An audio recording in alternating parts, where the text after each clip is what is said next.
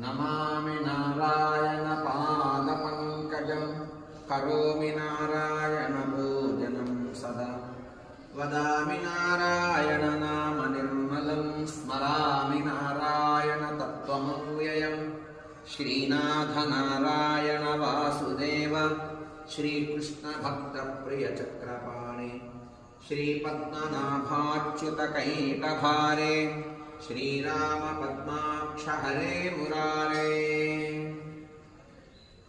உள்ளின்வாய் தீண்டானாய் பொல்லா அதக்கனை